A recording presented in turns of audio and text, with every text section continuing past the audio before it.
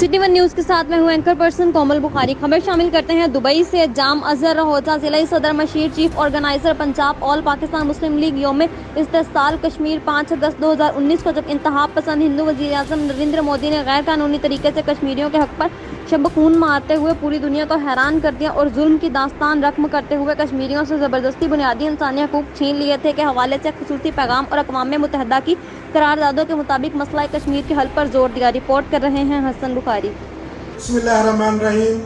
मैं जाम अजहर रहोजा जिला सदर आल पाकिस्तान मुस्लिम लीग।